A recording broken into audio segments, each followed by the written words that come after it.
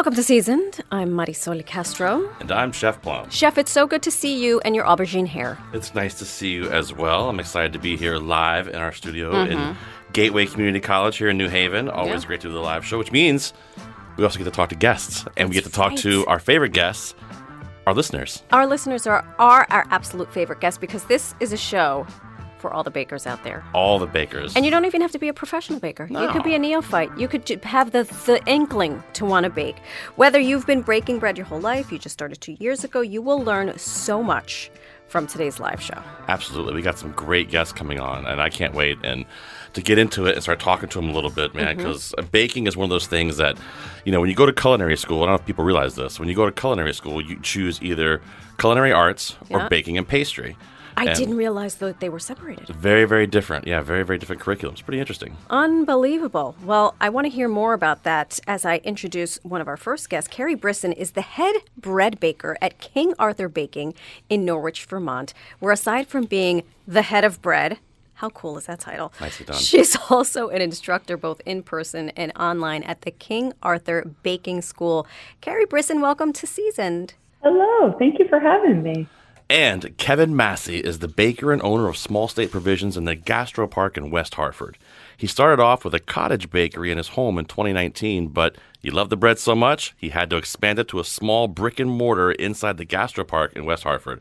Kevin Masse, welcome to Seasoned. Thank you for having me. And, of course, later in the show, we'll talk with the baker at Wave Hill Breads in Norwalk, one of my favorite bakers, where they mill their own flour on site, Marisol. How cool is that? Love it. And right now, our phone lines are open. Carrie and Kevin are ready for your bread baking questions. Our number is 203-776-9677 or 203-776-WNPR. Maybe you're a newbie or you want advice about where to begin. Our guests can help. Again, the number to call is 203-776-WNPR. All right, so there's a lot to unpack with bread because although it's just a simple delight that some of us enjoy at the dinner table, when we go out to dinner, I'm looking at Plum because I hope he's going to share an anecdote about a rather famous chef who demanded bread. Well, he didn't demand it; he just wanted it.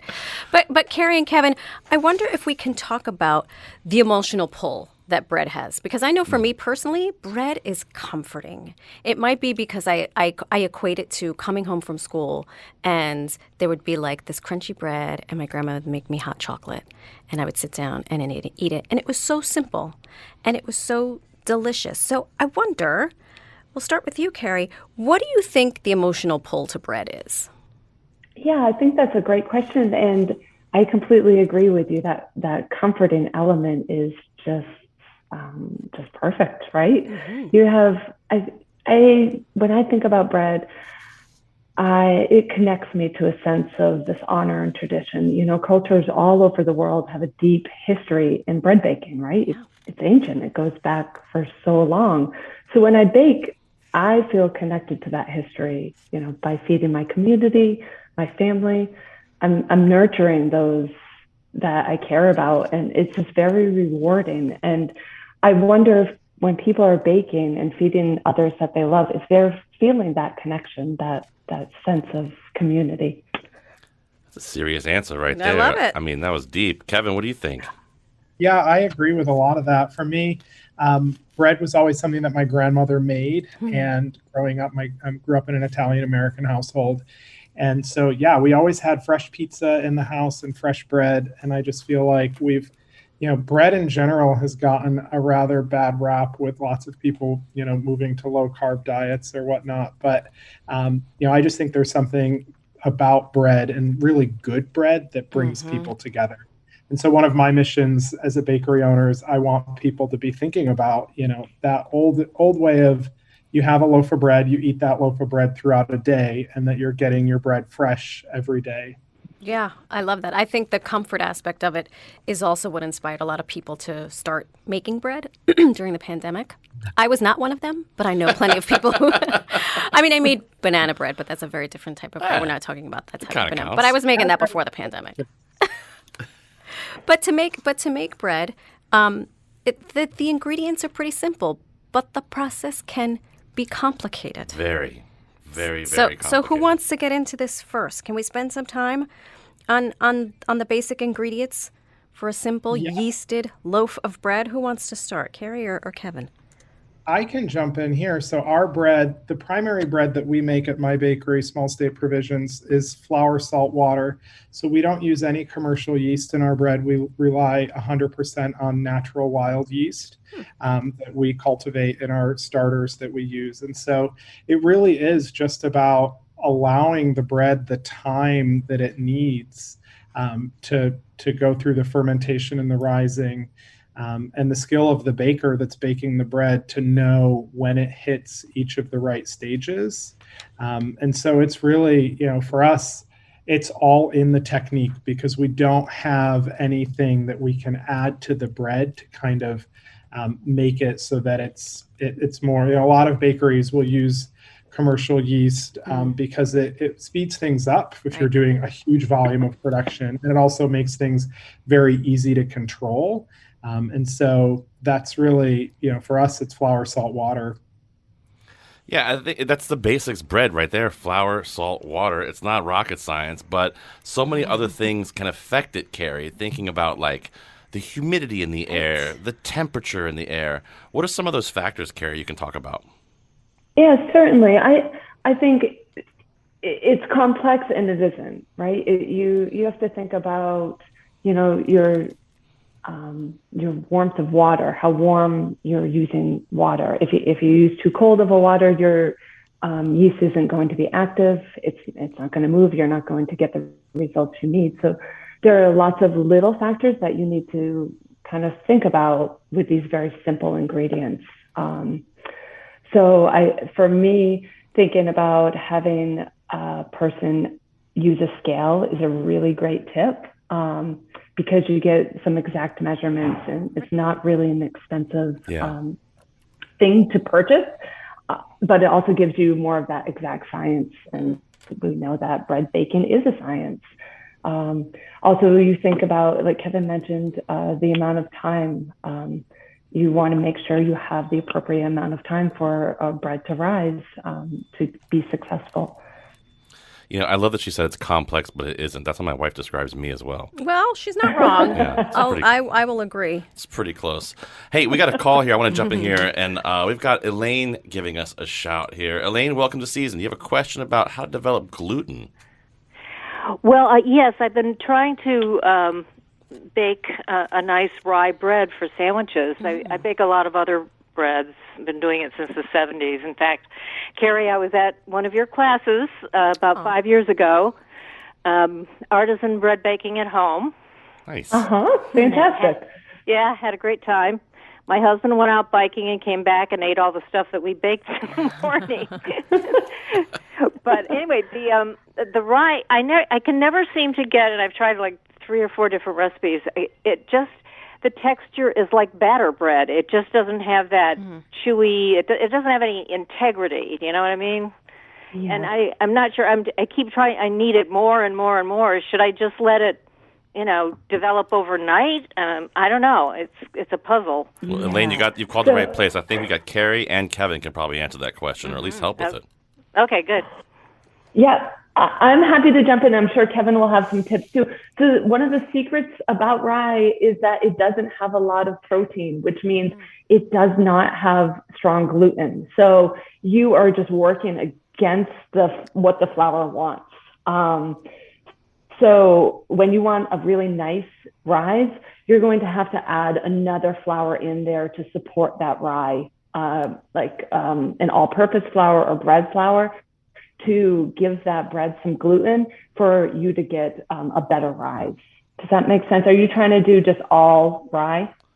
Let me put her back here so she can hear us. I tried with whole wheat and rye, and it also had the unbleached all-purpose in there. So, there was a mix of, and there was also something, I think it called for, and I used my sourdough starter. I think you have something called a rye improver, something like that. Which I don't have. So is that something that would help with that sort of reluctant rye flour? Yeah. So rye, when I bake rye bread in the bakery, rye will want a very short proof So an overnight proof isn't necessarily best for it. Okay. And you're going to want it to have it warm.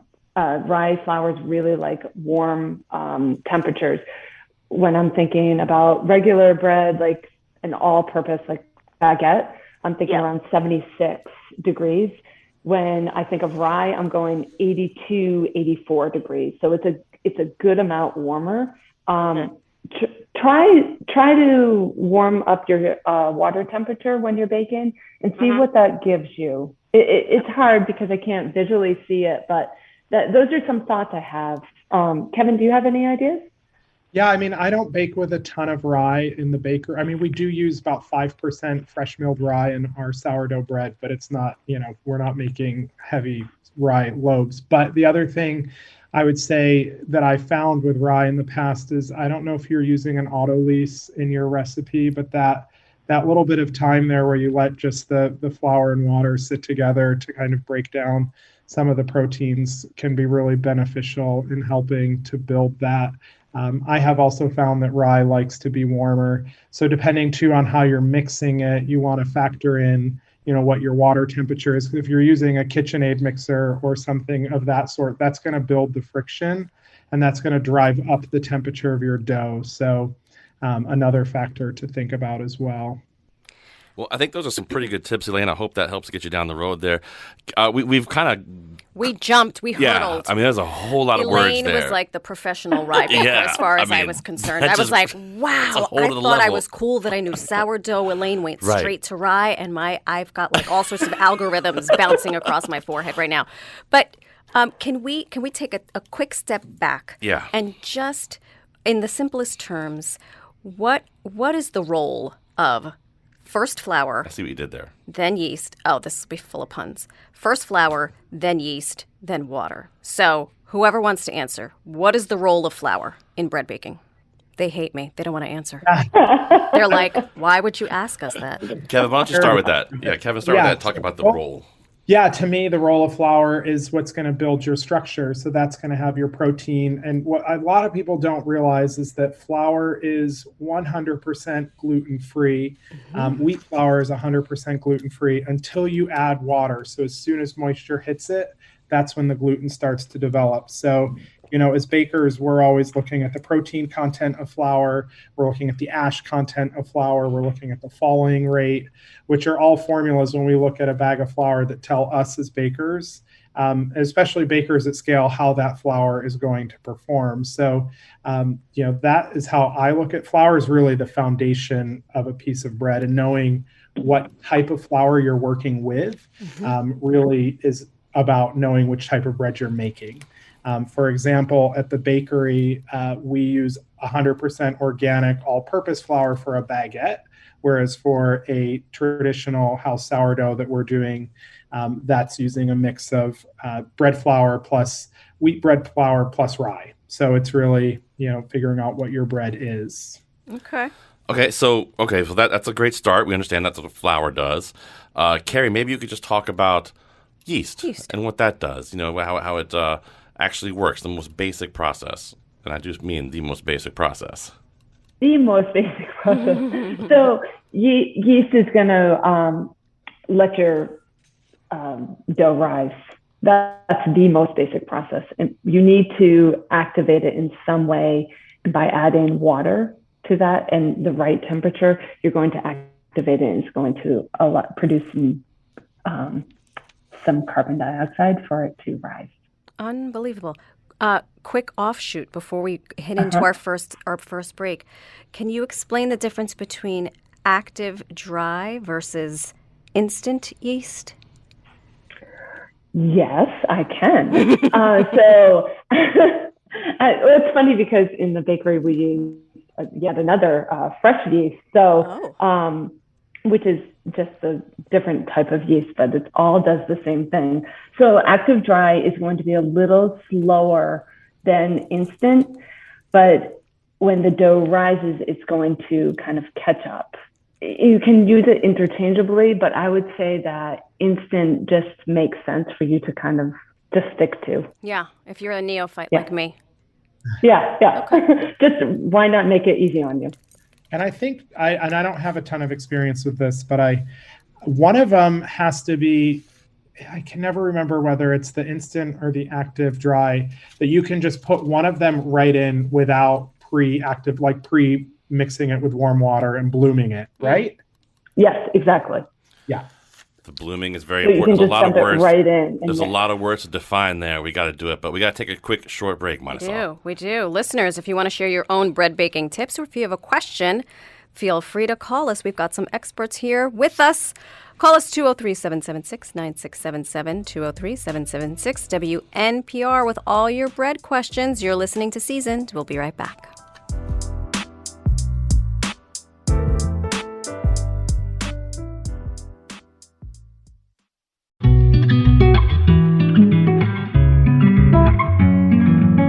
Welcome back to Seasoned. I'm Marisol Castro. And I'm Chef Plum. We are live this week talking about bread with Carrie Brisson, bread baker at King Arthur Baking in Norwich, Vermont, and Kevin Masse, the head baker and owner of Small State Provisions in West Hartford.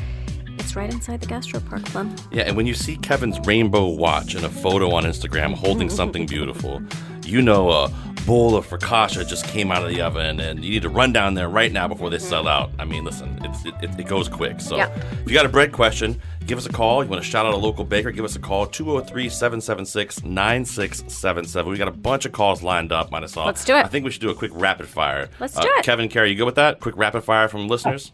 Sure. Let's do it. We got Doug from New Haven. Doug, welcome to Seasoned. Hi, how are you? You sure this isn't a 2-hour show? We're talking about bread. We could go on forever. It's you're absolutely right, Doug. Yeah, it should be a week's worth I'm of an shows. avid bread baker for 40 years. I started Big Green Truck Pizza and now have Next Door Restaurant. Nice. Quick question, since you want to do a rapid fire one. I grind my own whole wheat flour when I'm making some bread. But it doesn't seem to develop the gluten as quickly as when I'm using a store-bought whole wheat flour. Does it need to age? Does it need to soak longer? Or is it just something about using fresh ground hard winter wheat? Great question, Doug. A really, really great question. And I think later on we'll have a great explanation from that from our guest in a little while, Tim Topi. But Kevin, can you speak a little to that or no? Yeah, and I'll have Carrie jump in on this one too, because I don't do a lot of fresh milling. We only use a very small amount. But right off the top of my head, it really does. Like when you buy a bag of flour, one of the reasons at my bakery that I buy King Arthur flour is that it's consistent bag to bag. And so when you are using different grains and you're milling them fresh, each grain has a terroir that's similar to wine, and depending on where it came from and the soil it was grown in, it can be very different. So that could explain why you're not seeing the same gluten development as you would in a purchased bag of flour. But Carrie, do you have any thoughts on that? Yeah, I think you're exactly right, Kevin. And I know that when you're fresh milling, you should mill and then bake, or you mill and you let it age for a while. So you might, I'm not sure what you're doing, but that is something to think about. Interesting. That's really, really interesting there. And I want to shout out to Kevin's vocabulary. He keeps throwing these amazing words. Unbelievable. Did you get an 800 on your verbal? Had to. I've got like a list up in front of me of all the words. He has a lexicon. You have your lexicon in front of you. I love it. We got Rob. Rob, give us a call from Darien. Rob, welcome to Seasoned. Hello, thank you. Hi, there. Rob. And Rob and I are friendsies. Oh, there we go. Yeah. I like his bread. Nice. Well, Rob, apparently you're a great bread baker. I do my best every day. All right, so chime in with us here. We got some great bakers on. We're having a great baking conversation. What yes. you got? Tell us about your fantastic bakery in Darien. So we have a little shop in Darien. We just expanded to a production facility in Stamford for kind of keeping stuff consistent, expanding our product line. We do sourdough everything. We do pastry, we do bread, we do pizza. We use some fresh milled stuff, some organic stuff, some not. There's a whole ton of variables. You guys know this. We're just trying to execute at a high level and try to get better every time we do it. I wonder, Rob, I got to know you because we were taking a deep dive into bread a couple of years ago, and it was before the pandemic. And your shop, I think, like our previous caller, there were lines out the door in order to get the bread. How is that different? I wonder how being a baker of bread is different because, there's certain times of the year, and for some of you that's every weekend, where the demand is just ridiculous. How do you keep up with it, especially when the act of baking the bread is so meticulous and so scientific? Barely, I guess is the right answer to that question. There's a lot of skilled hands and a lot of concentration and hard work. There's no way around it. I mean, if you want to bake good bread, and people are gonna find good product, especially bread. There's a certain nostalgic quality that comes with bread. You can smell bread and you can say, that takes me back to my Nona used to take me to the corner bakery, Saturday mornings or whatever. So there's just like with most food, there's this whole nostalgic element that makes people feel happy when they go to a bakery or when they hold a warm loaf of bread. So it's, like I said, it's not easy. There's sometimes like Thanksgiving, Christmas, we can't bake near enough bread. We bake 500-600 loaves, and we probably could have sold twice as much. But then, you also have weekends where you bake 200 and you sell 150. So right. Wow. Well, Rob from Flour, Water, Salt, make sure you check them out in Darien. We appreciate you taking the time to join us. Thank you. Thanks, Rob. Okay, so we got some people calling with questions about sours, but I think before we take them, we should establish what that is. Let's go to Kevin's lexicon. Yes. That he has in front of him, because I know he does. Kevin, let's talk about sours and talk about a starter. Give me the rundown on that. Yeah, so where do you want to start? What does the word starter mean? So a starter is a culture of flour and water that you build in your home or in your bakery, and that captures the wild yeast that's in the air all around us. So a starter in California might taste different than a starter here in Connecticut, just because the air is different, the biology is different. And so with time and temperature, you can build your starter from scratch, and that's what we use to leaven our bread. Okay, so that's a good one, and we're going to take a deep dive into this. And if you want to jump into the pool of starters and sourdoughs with us, give us a call, 203-776-9677. That's 203-776-WNPR.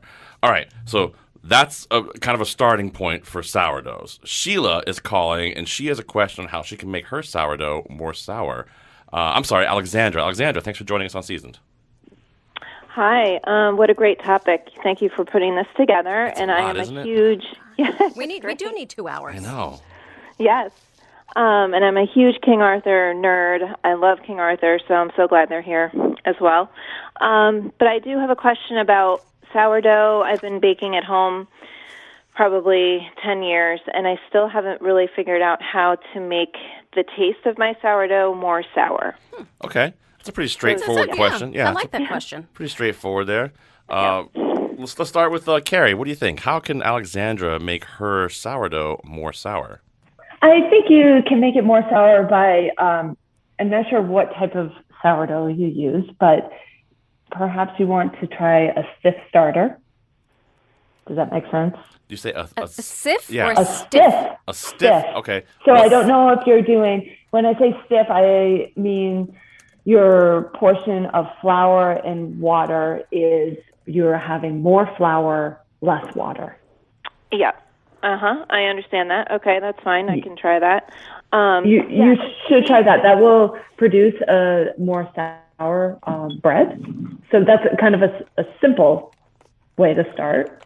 Okay. And does it have anything to do with the starter just sitting for a long time and, creating more flavor, or does that have nothing to do with it at all? Great question. Can you clarify sitting? So what I do is I just keep my starter in the fridge, and then I pull it out when I'm ready to get going and baking, and I build to it. over time. And then when it's ready to go, I mean, I have no problem with consistency or anything like that. It's just the taste. Okay. All right. Did you Taste know, is not. what's your percentage of starter that you're using in your bread, in your mix? Oh, boy, that's a good question. It's probably 25%, maybe. Okay. One thing you could do is turn that up. We tend to run about 20% in our bread at the bakery. You could do more starter. You could also let it ferment longer. The longer you ferment it, the more sour it's going to get. It's always just a fine balance because the longer you ferment it, the less rise or oven spring that you're going to get. Right. But that longer fermentation time, even if you're doing it cold, like we do, our baguettes are fermented for 36 hours in the refrigerator. So, and then they're baked and they come out fine, and that gives them a lot of flavor. You may also want to experiment with adding just a touch, like our baguettes, we use just a little bit of molasses, and that added sugar gives the starter something else to feed on as it's fermenting. Okay. Interesting. Well, good. Alexandra, give some of those a try and give us a call back and let us know how it turns out.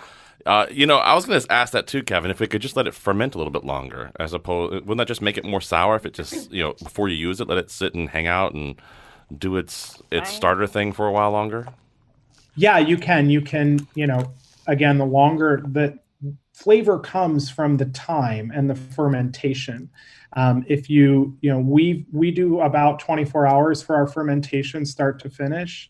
And a lot of that is cold. So as soon as you cool it down, you're retarding the dough, or you're slowing down that fermentation process so that it takes even longer to complete. Okay. So yeah, if you extend that time, and by adding something like a simple sugar or, brown sugar, honey, molasses, whatever, will give that starter a little bit more to feed on during that long period. Because again, if you let it ferment too long, you'll lose that oven spring and you'll have flatter loaves. Interesting. We've got Linda calling in, and she has an interesting tip about a cool method of bread baking. Linda, welcome to Seasoned. Thank you very much.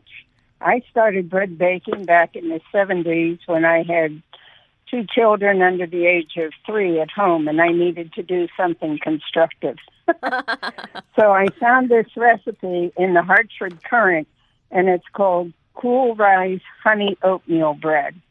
And it gives you the entire recipe. And then on the second rising, you have already put it into a loaf pan, cover the loaf pans with saran wrap, and put them in the refrigerator upwards of 12 to 24 hours.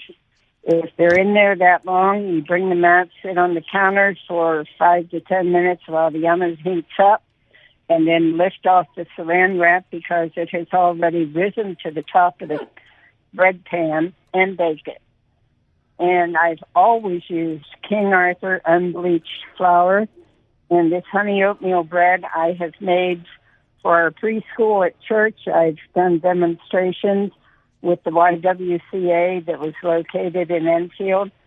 And even today, I'm in my 80s now, I make the 4 loaves at once. I don't just make 2. I always make 4, and I have no problem sharing those loaves with other people. Well, Linda, we're a Gateway Community College. I was about to say, Linda, maybe you should make 5 loaves. We'll send our producer Robyn down there to pick them up right now. We'd love to have some of this bread. It sounds delicious.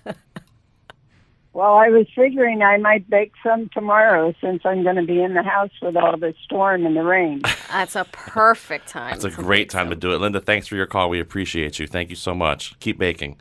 And thank you for this production on bread baking. It's a wonderful way to release energy. Oh, excellent. I love that. Thank you, Linda. Thanks, Linda.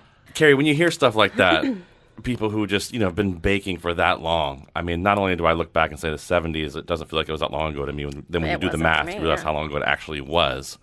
It's pretty cool to hear that, isn't it?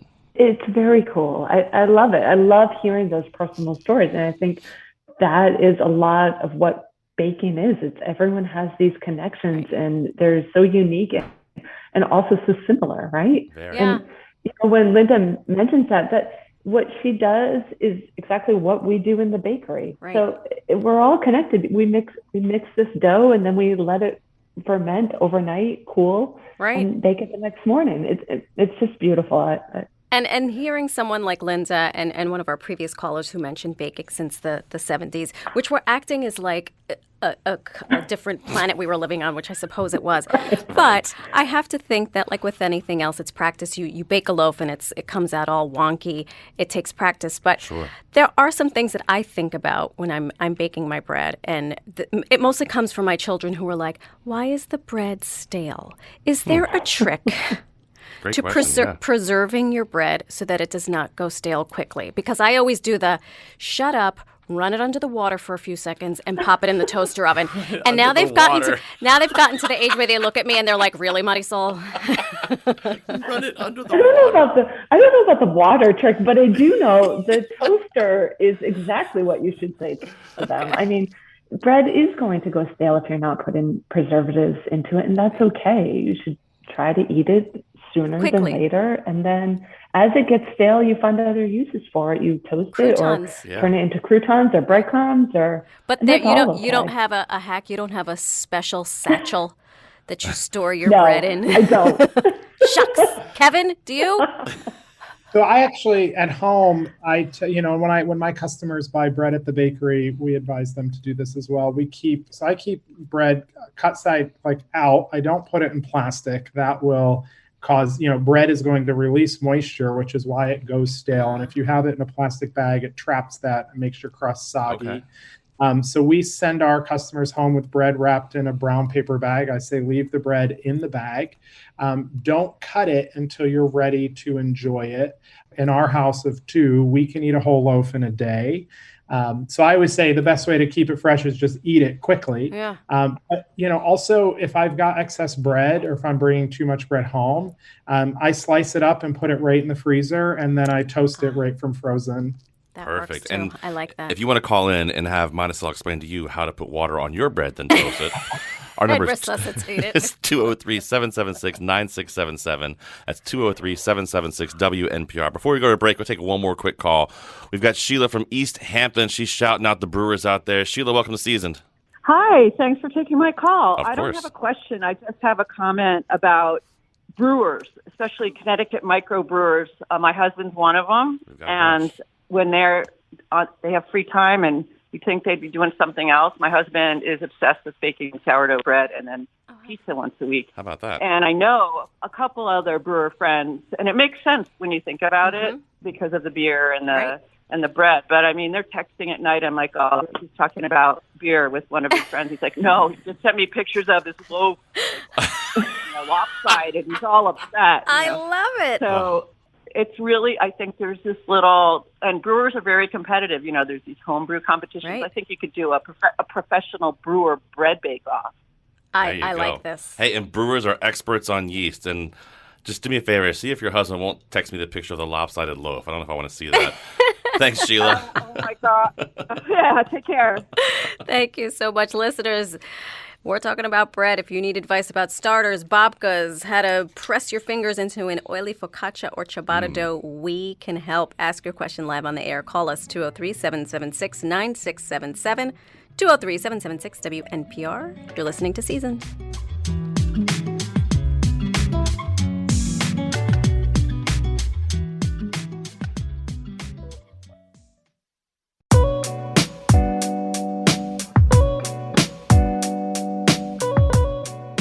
Welcome back to Seasoned. I am Marisol Castro. And I'm Chef Plum. It's Bread Week on Seasoned. We're celebrating with some phenomenal bread bakers. Our guests for the hour are Carrie Brisson, head bread baker at King Arthur Baking in Norwich, Vermont, and Kevin Masse, baker and owner of Small State Provisions in the Gastro Park in West Hartford.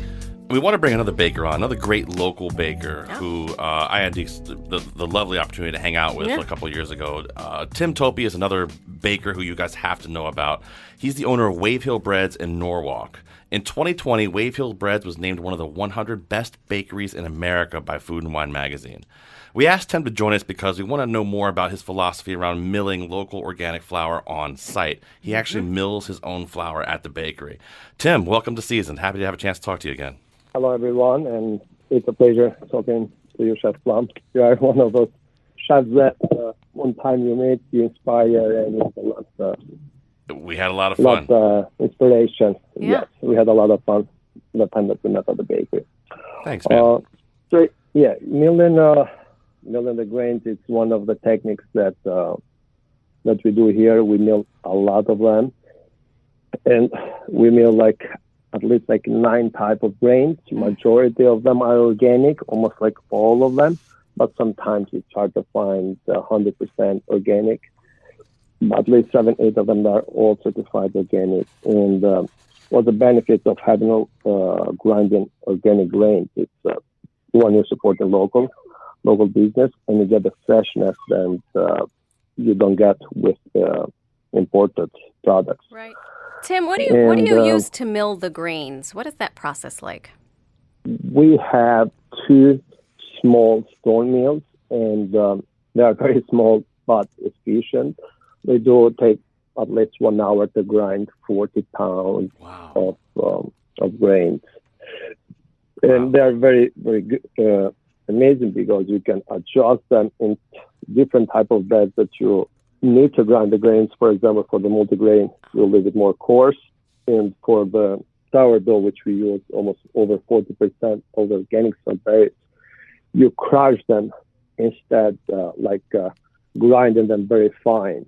Instead, on the 3 grain, we grind them very fine. So if it's like a whole grain, still get the benefit of the grains, but can still eat a whole grain that doesn't taste very grainy. It's all. But it's very important to know how to adjust the grinding of the grains so it does not affect the texture. Like, for example, the lady was saying before, cannot get the gluten. It's very tricky when you have flours or grains with low gluten, but still you want a low gluten bread, but still you need to be nice and fluffy. It is a sweet science, like boxing. Yeah, absolutely. And we have our phone lines have been illuminated. So they absolutely we're gonna bring been. in some callers, and maybe you guys can answer these questions. For sure. We've got Sherry giving us a call here. She's got actually a tip for saving some old bread. Sherry, welcome to Seasoned. Oh, thank you so much. Hi, nice Sherry. to hear you guys today. I have a quick tip on bread that's starting to go.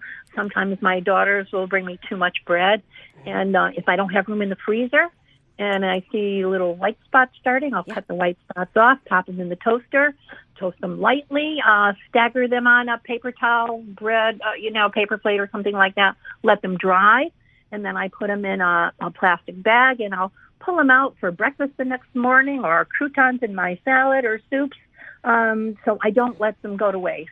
Hey, there you Sherry, go. look at you. Yeah, how You're about that? saving me from myself. Oh, yes, darling. That's a good tip.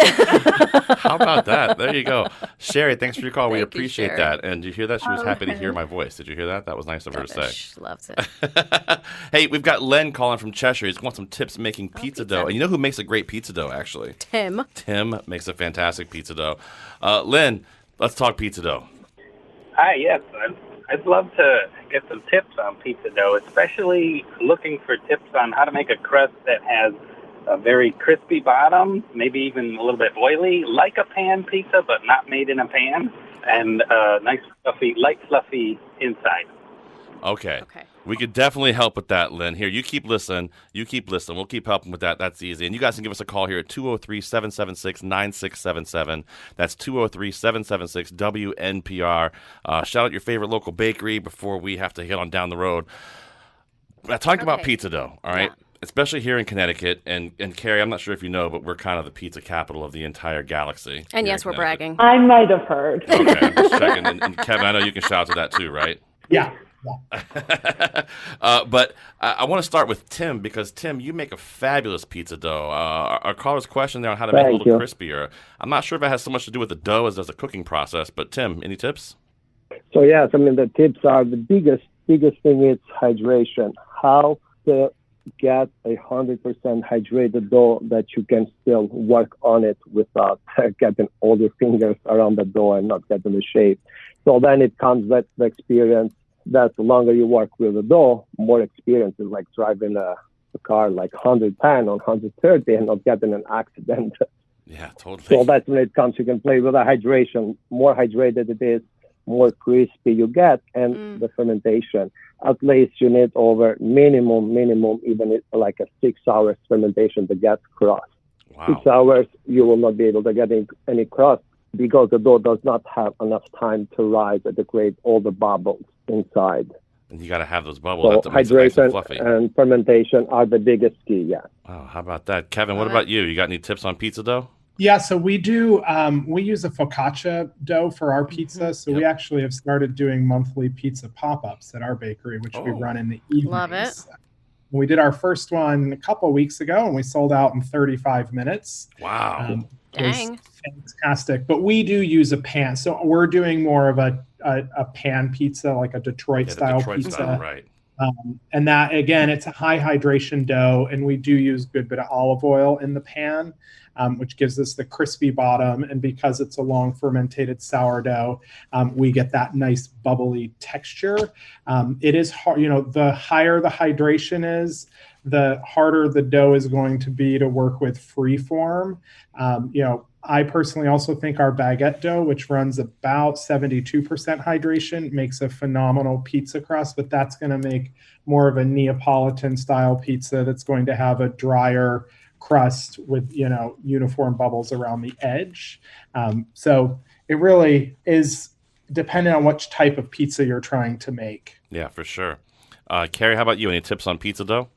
Yeah, I would say, as you had mentioned earlier, a nice bacon at a nice high heat. Yeah. As high as your oven can go, try that. I think my little tip, and I fancy myself a pizza aficionado and expert. I can't spell aficionado, but I can spell expert, so I use that word.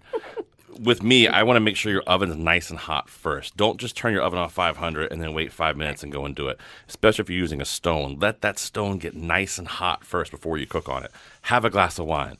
Yeah. Talk to your friends. Talk to your friends. Let it get nice and hot before you do it, but don't let it get too hot. A lot of people I know, especially some friends of mine in Detroit, will actually turn their ovens way, way too hot. I like to cook mine around 550, might have saw. 550, I'll buy that for $1. Yeah, right around there, and keep an eye on it for sure. The other thing sorry to jump in, but please. For people that are at home that are using baking stones, you should check out Baking Steel. I've seen these things. They're awesome. Product, and it's steel. It transfers heat to the dough faster, and you get a really great crust. They're heavy, but you want to let either your stone or your steel heat up for like an hour in the oven. Nice and hot. I love this. We're running out of time, and there are so many things I have to ask, but I would like for a quick tip on kneading dough. How do you know when you've gotten to where you need to go? I mean, am I using my haunches? Because sometimes I break a sweat. Plum is laughing at me, but I'm serious. I get that dough on my surface, and I'm like, this dough is never going to be done. How do I know when it's done? I mean, I put my all into that thing. Somebody help me, please. Go ahead, Tim. Like how you can tell, because the steam technique that I use to train the bakers, my amazing team here at Wayfield, is that the dough has to clean the mixer that we mix here, but if you mix it by hand, have to clean the wood or metal bowl. If the dough is not elastic or shiny, has not cleaned the bowl, means that it's not done yet, or it's too warm and the gluten is destroyed. So it needs to be shiny and clean the bowl. That's a very simple technique to train, even non-bakers. Shiny. I like that. Okay. And what we do as well is I always tell people to do the window pane test. So you pinch off, using a wet hand, pinch off a piece of dough about, the size of a small, a quarter size piece. And then you stretch it apart slowly, and it should hold together, but you should be almost able to see through it. And if it does tear, it should tear very cleanly around the edges. And once you can pass that window pane test, you know that you've developed the right gluten structure. Okay. All right, that's good. Carrie, how can you tell if it is really done? I know we talked about the texture and we talked about the shininess, but does thumping on it really work? What are we listening for? Well, you're going to want, when you look at if your hand kneading your dough, if you're going to want it to be smooth, like visually, it's going to look smooth, like nice and round, and it's not all craggy. So you want to look for those visual cues as well. And I would have to say that bread baking is definitely a visual, tactile thing. And if you're ever in question, just look up some videos. Obviously, King Arthur Baking has great resources A ton of of videos them, on yeah. their website. Not because you work there, but yes, they do. I was looking at them. I was cheating. But I have to jump in quickly because I realize we have alienated an entire section of listeners, which is people who are gluten-free. Oh, yeah. Can you give us, in the little bit of time that we have left, is there a particular gluten-free recipe or a place where you like to get gluten-free bread? I know in my home I make nutseed bread, and it is devoid of any gluten, but it doesn't always come out fantastic. We'll do and I'm just speaking on what I've read and researched. I'm definitely not an expert or a medical professional, but true sourdough bread, from everything that I have read and understood, is 99% gluten-free given long fermentation. So we always advise customers of ours, if they come in and they're looking for gluten-free, if they are celiac, where they can't have anything that's even been on a floured surface for nothing, I would say stay away. But if they're gluten sensitive, I always say try a little bit of true sourdough bread, and try slowly, and then see how you do. And we have lots of customers who have not had bread in decades who are now buying bread from us because they can enjoy our bread, because again, true sourdough is very low in gluten. Kevin, fantastic tip. Sadly, we have run out of time, but gosh. Thank you all so much for joining us. This hour flew by. Our guests this hour have been Carrie Brisson. She's the head bread baker at King Arthur Baking in Norwich, Vermont. Kevin Masse, the head baker and owner of Small State Provisions inside the Gastro Park in West Hartford.